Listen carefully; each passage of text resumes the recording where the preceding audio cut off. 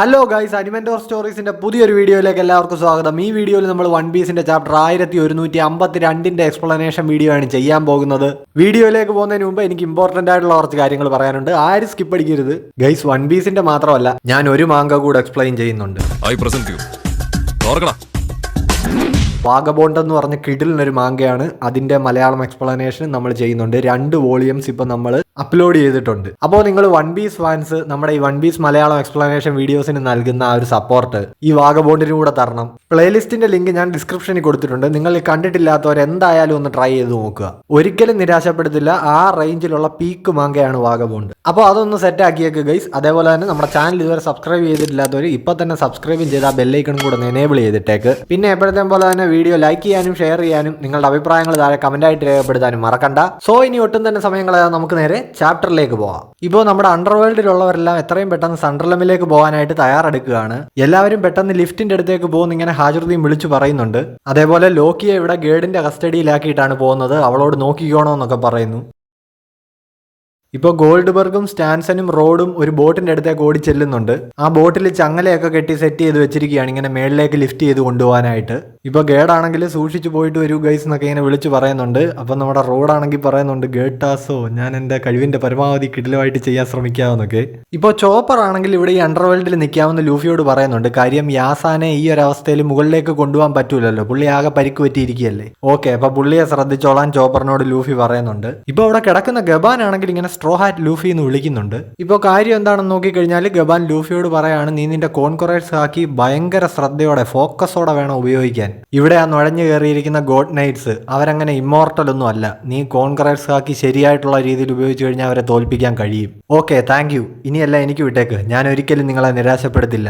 കോളോണിനെയും പിന്നെ ബാക്കിയുള്ള എല്ലാവരെയും ഞാൻ ഉറപ്പായിട്ടും രക്ഷിച്ചിരിക്കും. ഇപ്പൊ ഈ ഗബാൻ പറഞ്ഞത് കേട്ടിട്ട് ലോക്കി ഉടനെ പറയുന്നുണ്ട്, ഗബാൻ നിങ്ങൾ ഈ പറഞ്ഞത് കേട്ടപ്പോൾ എനിക്ക് സംഗതി കുറച്ചുകൂടെ ക്ലിയർ ആയി. മുൻപ് എനിക്ക് ഈ കാര്യം എങ്ങനെയാണ് നിങ്ങളോട് കമ്മ്യൂണിക്കേറ്റ് ചെയ്യേണ്ടതെന്നുള്ളത് അറിയില്ലായിരുന്നു. അതായത് ഇവിടെയുള്ളവരിൽ ഇനി എനിക്ക് മാത്രമാണ് ആ ഹോളി നൈറ്റ്സിനോട് മുൻപ് പോരാടി പരിചയമുള്ളത്. എനിക്കറിയാം എന്നെ കൊണ്ട് ഉറപ്പായിട്ടും അവന്മാരെ തോൽപ്പിക്കാൻ കഴിയും. അതുകൊണ്ട് ഹാജറുദ്ദീൻ എന്റെ ഈ ചങ്ങലയെല്ലാം അഴിച്ച് എന്നെ നിങ്ങളുടെ കൂടെ കൊണ്ടുപോകൂ. ഇപ്പൊ ഇത് കേട്ടിട്ട് ഹാജറുദ്ദീൻ ആശ്ചര്യപ്പെട്ട് ചോദിക്കുന്നുണ്ട്, നീ എൽബാഫിന് വേണ്ടി ഫൈറ്റ് ചെയ്യുമെന്നു?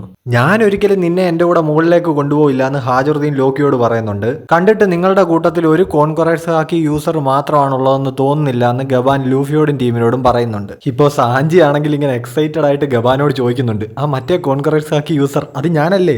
എനിക്കറിയായിരുന്നത്, എനിക്ക് അങ്ങനെ ഒരു ഫീലിംഗ് ഉണ്ടായിരുന്നേ. അങ്ങനെ ഇപ്പൊ ഈ മാരിമോയെ ജിംബയോ ഒന്നും എന്റെ മാർക്കറ്റ് പിടിച്ചെടുക്കാൻ ഞാൻ സമ്മതിക്കില്ല. ഇപ്പൊ ഈ സാഞ്ചിയെ മൈൻഡ് ചെയ്യാതെ പുള്ളിയുടെ പുറകെ നിൽക്കുന്ന സോറോയെ നോക്കിയിട്ട് ഗബാൻ പറയുകയാണ്, അവിടെ നിൽക്കുന്ന ആ സോർട്സ്മാൻ, എടോ താൻ തന്നെ, തന്റെ ബോഡിക്ക് അതിനുള്ള എബിലിറ്റി ഉണ്ടെന്നാണ് കണ്ടിട്ട് തോന്നുന്നത്. ഇപ്പൊ ഇത് കേട്ട് ഞെട്ടിയ സോറോ ആണെങ്കിൽ ചോദിക്കുന്നുണ്ട്, കളർ ഓഫ് സുപ്രീം കിങ് എനിക്ക് യൂസ് ചെയ്യാൻ പറ്റുമെന്നു? ഇപ്പൊ സോറോയുടെ ഈ ഞെട്ടൽ കണ്ടിട്ട് ആകെ അമ്പരന്ന ലൂഫി അവനോട് ചോദിക്കുന്നുണ്ട്, നീ ഒരു കോൺകൊറേഴ്സ് ഹാക്കി യൂസർ ആണെന്നുള്ള കാര്യം നിനക്കറിയാൻ പാടില്ലായിരുന്നു? എടാ നിന്റെ ബോഡിയിൽ നിന്ന് ആ ഹാക്കി ഭയങ്കര എക്സ്ട്രീം ആയിട്ടുള്ള ലെവലിൽ ലീക്ക് ആകുന്നുണ്ടായിരുന്നു. ഇപ്പൊ ഇത് കേട്ട ഗബാൻ പറയുന്നുണ്ട്, ഇതാ ഇപ്പൊ നല്ല കോമഡി ആയത്. ഈ ഹാക്കി നമ്മൾ മനസ്സിലാക്കി കൺട്രോൾ ചെയ്ത് ഉപയോഗിക്കുമ്പോഴാണ് അതൊരു പവറായിട്ട് മാറുന്നത്. അതിനെപ്പറ്റി പോലും ഒരു അറിവില്ലാതെ ഇങ്ങനെ പെരുമാറുന്ന ഒരു അവസ്ഥയാണെങ്കിൽ നീയൊക്കെ എങ്ങനെ നിന്റെ ഈ എംബറായിട്ടുള്ള ക്യാപ്റ്റൻ ഒരു സപ്പോർട്ട് കൊടുക്കുമെന്നാണ് ഈ പറയുന്നത്. ഇപ്പൊ ഇത് കേട്ടിട്ട് സോറോ സോറി പറയുന്നുണ്ട്. എടോ കിളവാ, അപ്പൊ എന്റെ കാര്യമോ എന്ന് ചോദിച്ചുകൊണ്ട് സാഞ്ചി ഗബാന്റെ അടുത്തോട്ട് ചെല്ലുന്നുണ്ട്. ഇപ്പൊ ലോക്കിയും ഹാജറുദ്ദീനും തമ്മിലാണെങ്കിൽ അവിടെ ഒരു മുട്ടം വഴക്ക് നടക്കുകയാണ്. ഇപ്പൊ ലോക്കി ഇങ്ങനെ ചോദിക്കുന്നുണ്ട്, എടാ ഞാൻ ഇവിടെ ഇങ്ങനെ ജീവിച്ചിരിക്കുമ്പോൾ നമ്മുടെ രാജ്യമായിട്ടുള്ള ഈ എൽബാഫ് സംരക്ഷിക്കാനായിട്ട് വരുത്തന്മാരെ കൂട്ടുപിടിക്കാൻ നിനക്ക് എങ്ങനെ തോന്നിയടാ ഹാജറുദ്ദീനെ? വെറും നാണം കെട്ട പരിപാടിയാ നീ കാണിക്കുന്നേ. ആ വേൾഡ് ഗവൺമെന്റിലെ ആൾക്കാരുടെ കൂടെ നിന്നിട്ട് നീ ഞങ്ങളെ ചതിക്കാൻ സാധ്യതയുള്ളത് കൊണ്ടാടാ നിന്നെ ഞങ്ങൾ സഹായത്തിന് വിളിക്കാത്തത്. നീ അമ്മാതിരി പണിയല്ലേ അന്നത്തെ ആ ദിവസം കാണിച്ചത്? നീ അന്ന് ഞങ്ങളെ ചതിച്ചതല്ലേ? പിന്നെ നിന്നെ ഞങ്ങൾ എങ്ങനെ വിശ്വസിക്കാനാടാ? ഹാജറുദ്ദീനെ ഒന്ന് പെട്ടെന്ന് വാ, ഇനി നമ്മൾ ഇവിടെ നിന്ന് സംസാരിച്ചുകൊണ്ടിരുന്ന മുകളിലത്തെ അവസ്ഥ വളരെ വഷളാവുമെന്നും പറഞ്ഞിട്ട് സ്റ്റാൻസനും ഗോൾഡ്ബർഗും ഒക്കെ കൂടെ ഹാജറുദ്ദീനെ വിളിക്കുന്നുണ്ട്. ഇപ്പൊ ലൂഫി ആണെങ്കിൽ ഇങ്ങനെ വിളിക്കുന്നുണ്ട്, ഹേ ലോക്കി, നീ ഒരു കാര്യം ചെയ്യ്, എന്റെ ക്രൂവിൽ ചേര്. ഇവൻ എന്റെ ക്രൂവിൽ ചേർന്ന് കഴിഞ്ഞാൽ പിന്നെ ഇവനെ നിനക്ക് അഴിച്ചു വിടാമല്ലോ, അല്ലേ ഹാജറുദ്ദീൻ? ഇപ്പൊ സോറോ ആണെങ്കിൽ വിളിച്ചു പറയുന്നുണ്ട്, ലൂഫി നീ ആ കാര്യം മറന്നേക്ക്. ഇവന്റെ ഈ സൈസ് വെച്ചിട്ട് ഇവൻ ഒരിക്കലും നമ്മുടെ ഷിപ്പിൽ യാത്ര ചെയ്യാൻ പറ്റില്ല. പിന്നെ സാഞ്ചി അതിന്റെ കൂടെ പറയുന്നുണ്ട്, ഫുഡ് സപ്ലൈയുടെ കാര്യം പ്രതിസന്ധിയിലാവും. ഇവൻ ലൂഫി തിന്നുന്നതിനെക്കാട്ടിലും ഇരട്ടി തിന്നും. ഇപ്പൊ ഇത് കേട്ടിട്ട് ലൂഫി പറയുന്നുണ്ട്, കണ്ടിട്ട് എൽബാഫിലുള്ള ആർക്കും ഇവനെ വേണ്ട, പക്ഷെ എനിക്ക് ഇവൻ ഓക്കെയാണ്. ഇനി ഇവൻ എന്തെങ്കിലും ചെറ്റത്തരം കാണിക്കുവാണെങ്കിൽ ഇവനെ അടിച്ച് റെഡിയാക്കുന്ന കാര്യം ഞാൻ ഏറ്റു. ഇപ്പൊ ഇത് കേട്ട ലോക്കി ആണെങ്കിൽ ദേഷ്യപ്പെട്ട് ലൂഫിയോട് പറയുന്നുണ്ട്, കിടന്ന് തമാശ കളിക്കാതെ പോടാ ചള്ളി ഇറക്കാം. ഞാൻ ഒരിക്കലും നിന്റെ കമാൻഡിന്റെ കീഴിൽ പൈറേറ്റായിട്ട് നിൽക്കാനൊന്നും പോകുന്നില്ല. പോകുന്നില്ല എന്ന്. ഇപ്പൊ ഹാജറുദ്ദീൻ ആണെങ്കിൽ ഇത് കേട്ടിട്ട് ലൂഫിയോട് ചോദിക്കുന്നുണ്ട്, നീ ഇത് നിന്റെ പെട്ടെന്നുണ്ടായൊരു തോന്നലിലെടുത്ത തീരുമാനമാണോ സ്ട്രോ ഹാറ്റ് എന്ന്. ലൂഫി എപ്പോഴും ഈ രീതിയിൽ തന്നെയാണല്ലോ തീരുമാനം എടുക്കാറുള്ളത്. ഇപ്പൊ ലൂഫി പറയുന്നുണ്ട്, എനിക്കിവൻ എങ്ങനെയാണ് ഫൈറ്റ് ചെയ്യുന്നതെന്ന് കാണാൻ കൊതിയായിട്ട് വയ്യാന്ന്. ഇപ്പോൾ ലിഫ്റ്റിൽ നിൽക്കുന്നവരിങ്ങനെ വിളിക്കുന്നുണ്ട്, ഹാജറുദ്ദീനെ നീ അവിടെ എന്തെടുക്കുക, ലിഫ്റ്റ് ദേ പോകാൻ റെഡിയായി നിൽക്കുക. ഞാൻ ദേ വരുന്നു എന്ന് ഹാജറുദ്ദീൻ ഇപ്പോൾ പറയുന്നുണ്ട്. ഇപ്പോൾ ഹാജറുദ്ദീൻ ആണെങ്കിൽ പുള്ളിയുടെ കയ്യിലിരിക്കുന്ന ലൂഫിയോട് പറയുന്നുണ്ട്, ഇവനെ ഒരിക്കലും എനിക്ക് നിങ്ങൾക്ക് ഹാൻഡ് ഓവർ ചെയ്യാൻ കഴിയില്ല സ്ട്രോ ഹാറ്റ്. ഇവിടെ എൽബാഫിൽ മരണം വരെയും തടവിന് വിധിച്ചിരിക്കുന്ന ഒരു കൊടും കുറ്റവാളിയാണിവൻ. ഇപ്പോൾ ഗബാൻ അവിടെ ഇങ്ങനെ കിടന്നുകൊണ്ട് പറയുന്നുണ്ട്, ഹാജറുദ്ദീനെ ലോക്കിയുടെ വില കഴിക്ക്, നിങ്ങളും കൂടി ഇങ്ങനെ പറയരുത് ഈ ആസാൻ, നിങ്ങൾക്ക് എല്ലാവർക്കും ഇത് എന്തു പറ്റി? 14 വർഷങ്ങൾക്ക് മുമ്പ് നമ്മളുടെ ഓറസ്റ്റ് കൊട്ടാരത്തിലിട്ട് ലോക്കി 113 സോൾജേഴ്സിനെയാണ് കൊന്നത്. ജാറുൾസമയാണെങ്കിൽ അന്ന് ഇവൻ കാരണം മരണത്തിന്റെ വക്കിലെത്തിയതാ. ഇവൻ സ്വന്തം അച്ഛനെ കൊന്നവനാണ്. ഈ എൽബാഫിന്റെ ചരിത്രത്തിലെ ഏറ്റവും വലിയ കുറ്റവാളിയാണിവൻ. ഇപ്പൊ ഈ ഹാജറുദ്ദീൻ പറഞ്ഞതെല്ലാം കേട്ടിട്ട് ഗബാൻ ഇങ്ങനെ പറയുന്നുണ്ട്, ശരിയാണ്, പക്ഷെ സത്യം എന്താണെന്ന് വെച്ച് കഴിഞ്ഞാൽ ഈ സംഭവങ്ങൾ നടന്ന ദിവസം ഒരു വല്ലാത്ത ഹാക്കിയുടെ പ്രസൻസ് ആ കൊട്ടാരത്തിന്റെ ഭാഗത്ത് നിന്ന് അനുഭവപ്പെട്ടത് കാരണം ഞാനും ഷാങ്സും കൂടെ ഓറസ്റ്റ് കൊട്ടാരത്തിന്റെ അടുത്തേക്ക് പോയിരുന്നു. അവിടെ നടന്ന സംഭവങ്ങൾ മുഴുവനായിട്ടും ഞങ്ങൾ കണ്ടില്ലെങ്കിലും അന്ന് ഞങ്ങൾ അവിടെ ഉണ്ടായിരുന്നു. നിങ്ങളിപ്പോ എന്താ പറഞ്ഞേ എന്ന് ചോദിച്ചുകൊണ്ട് ഹാജറുദ്ദീൻ ഇങ്ങനെ ഞെട്ടുന്നുണ്ട്. ലൂഫി ആണെങ്കിൽ എപ്പോഴത്തെയും പോലെ തന്നെ ഗബാൻ അന്ന് ഷാങ്സിന്റെ കൂടെയാണ് കൊട്ടാരത്തിലേക്ക് പോയതെന്ന് പറഞ്ഞ സാധനം മാത്രമേ ശ്രദ്ധിച്ചിട്ടുള്ളൂ. നിങ്ങളിപ്പോ ഷാങ്സ് എന്നല്ലേ പറഞ്ഞത് എന്നവൻ ചോദിക്കുന്നുണ്ട്. ഇനിയിപ്പോ ഈ സംഭവങ്ങളെ പറ്റി അറിയാതെ ഇവർക്ക് സൺഡർലമിലേക്ക് സ്വസ്ഥമായിട്ട് പോകാൻ പറ്റില്ലല്ലോ. ഹാജറുദ്ദീൻ അപ്പോൾ സ്റ്റാൻസനോട് പറയുന്നുണ്ട്, സോറി സ്റ്റാൻസൺ, നിങ്ങൾ മുന്നേ അങ്ങ് പൊക്കോളാൻ. ലൂഫി ആണെങ്കിലും വിളിച്ചു പറയുന്നുണ്ട്, സോറോ സാഞ്ചി നിങ്ങൾ വിട്ടോ, ഞങ്ങൾ അങ്ങ് പുറകെ വന്നേക്കാം. ഇപ്പൊ സോറോ ആണെങ്കിൽ ലൂഫിനെ ഷാങ്സ് ബക്കാന്ന് വിളിക്കുന്നുണ്ട്. അതായത് ഷാങ്സിന്റെ കാര്യം എന്തെങ്കിലും കേട്ട് കഴിഞ്ഞാൽ പിന്നെ ലൂഫി പരിസരം മറന്ന് ഒരുമാതിരി വെകിളി പിടിച്ച പോലെയാണ് പെരുമാറുന്നതെന്ന്. ഇപ്പൊ ഇത് കേട്ടിട്ട് സോറോ ഷാങ്സിനെയാണ് ബക്കാന്ന് വിളിച്ചതെന്ന് വിചാരിച്ച് ലൂഫി വിളിച്ചു പറയുന്നുണ്ട്, ഷാങ്സിനെ പൊട്ടാന്നൊന്നും വിളിക്കരുതെന്ന്. ഇപ്പൊ സാഞ്ചി ആണെങ്കിൽ ലൂഫിയോട് പറയുന്നുണ്ട്, എടാ അവൻ ഷാങ്സിനെ അല്ല നിന്നെയാ പൊട്ടാന്ന് വിളിച്ചതെന്ന്. ഇപ്പൊ ഗബാൻ ഇങ്ങനെ അന്നത്തെ കാര്യങ്ങളൊക്കെ പറയുന്നതിന് ലോക്കി ഗബാൻ എന്നിങ്ങനെ വിളിക്കുന്നുണ്ട്. ഇപ്പൊ ഗബാൻ ആണെങ്കിൽ ഹാജറുദ്ദീനോട് പറയുന്നുണ്ട്, ഹാജറുദ്ദീനെ ഇവിടെ ഉള്ളവരിൽ ഇപ്പൊ നിന്നെ കൊണ്ടല്ലാതെ വേറെ ആരെയെ കൊണ്ട് ലോക്കിയെ കൊണ്ട് സംസാരിപ്പിക്കാൻ കഴിയില്ല. നിങ്ങളുടെ അമ്മമാർ രണ്ടാണെങ്കിലും നിങ്ങള് സഹോദരങ്ങൾ തന്നെയാണല്ലോ. ഇപ്പൊ ഹാജറുദ്ദീൻ ആണെങ്കിൽ പറയുന്നുണ്ട്, നിനക്കറിയാവുന്ന കാര്യങ്ങൾ തുറന്നു പറയാൻ ഞാൻ 3 മിനിറ്റ് തരാൻ ലോക്കി. 14 വർഷങ്ങൾക്ക് മുമ്പ് എന്താ കൊട്ടാരത്തിൽ വെച്ച് നടന്നത്? ഈ എൽബാഫിലെ ഒരു വാരിയറാണ് നീ എന്ന തോന്നൽ നിനക്കുണ്ടെങ്കിൽ നീ എന്നോട് സത്യം പറയണം. ഇപ്പൊ ഇതെല്ലാം കേട്ടിട്ട് ലോക്കി പറയുന്നുണ്ട്, അത് വളരെ ക്രൂരമായി പോയല്ലോ സഹോദര. ഞാൻ വീണ്ടും ആ ദിവസത്തെ പറ്റി ഓർക്കണമെന്നാണോ അപ്പൊ നീ പറയുന്നത്? ഞാൻ ഒരിക്കലും ഓർക്കാൻ ആഗ്രഹിക്കാത്ത ഒരു ഭീകരമായ ദിവസമായിരുന്നു അത്. അപ്പൊ ലോക്കി ഇങ്ങനെ 14 വർഷം മുമ്പ് നടന്ന കാര്യങ്ങൾ പറയാൻ തുടങ്ങുകയാണ്. ഇപ്പൊ നമ്മൾ നോക്കുമ്പോൾ ലിഫ്റ്റിൽ കയറിയിട്ട് സോറോയും സാഞ്ചിയും പിന്നെ സ്റ്റാൻസനും റോഡും ഗോൾഡ്ബർഗും ഒക്കെ സൺഡർലമിലേക്ക് പോകുന്നത് കാണാം. ബാക്കി ഇവിടെ ഉള്ളവരെല്ലാം ലോക്കി പറയുന്ന കഥ കേൾക്കാൻ വേണ്ടി കാത്തിരിക്കുകയാണ്. അപ്പോ ഫ്ലാഷ് ബാക്ക്. ലോക്കി ഇങ്ങനെ ആകാശത്തിൽ നിന്ന് ചാടി വന്ന് ഓറസ്റ്റ് കൊട്ടാരത്തിലേക്ക് ലാൻഡ് ചെയ്യുകയാണ്. ഇപ്പൊ അവിടെ നിൽക്കുന്ന ജയൻസ് പറയുന്നുണ്ട്, അത് ലോക്കിയാണ്, നമ്മുടെ രാജകുമാരനായിട്ടുള്ള ലോക്കി തിരിച്ചു വന്നു. അതേപോലെ ജാറൂൾ സമയം ബോട്ടിൽ ഇങ്ങ് എത്തിയിട്ടുണ്ട്. ഇപ്പൊ ഇവർ രണ്ടും ഹരോൾഡ് വിളിച്ചിട്ട് വന്നതാണ്. കിങ് നിന്നെയും വിളിപ്പിച്ചിരുന്നോ ലോക്കിന്ന്? ഇപ്പൊ ജാറൂൾ ലോക്കിയോട് ചോദിക്കുന്നുണ്ട്. ഇപ്പൊ ഇത് കേട്ടിട്ട് ലോക്കി പറയുന്നുണ്ട്, ഏതാണ്ട് അതുപോലൊക്കെ തന്നെ. പിന്നെ ഇതെന്റെ കുടുംബ വീടല്ലേ, നിങ്ങൾക്കത് അറിഞ്ഞൂടെ? നിങ്ങളെ കണ്ടിട്ട് ആരോഗ്യത്തിന് വലിയ കുഴപ്പമൊന്നുമില്ലല്ലോ കളവാ, ഇതുവരെ ജീവിച്ച് കൊതി തീർന്നില്ലല്ലേ?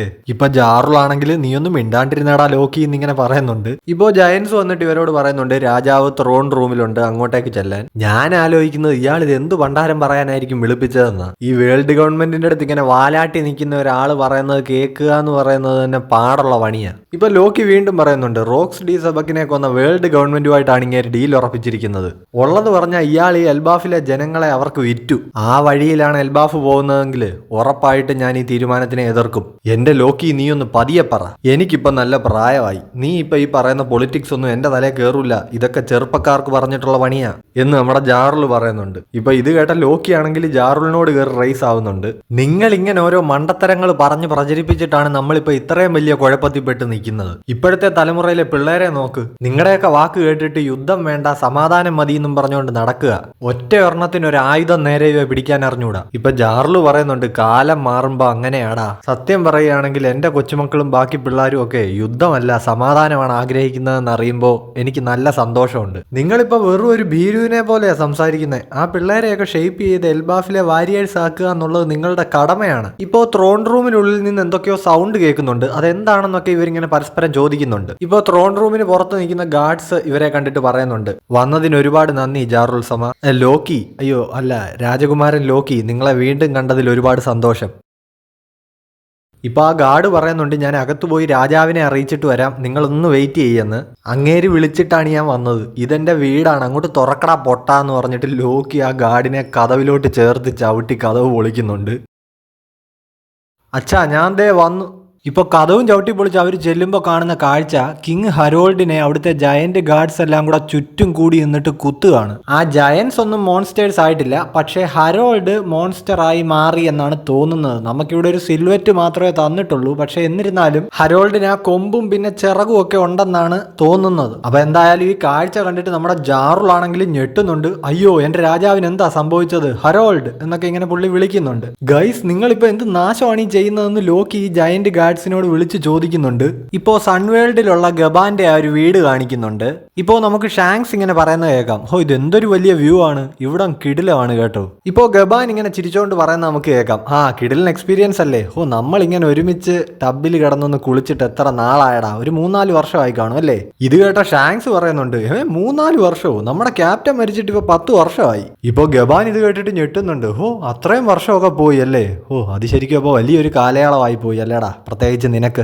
അതെ, എൻ്റെ ജീവിതം വല്ലാതെ അങ്ങ് മാറിപ്പോയി. സത്യം പറഞ്ഞാൽ എനിക്ക് ബഗിയോടൊപ്പം ചുമ്മാ ഒരു പൈറേറ്റായിട്ട് ഇങ്ങനെ കറങ്ങി തിരിഞ്ഞ് നടക്കാനായിരുന്നു പ്ലാൻ.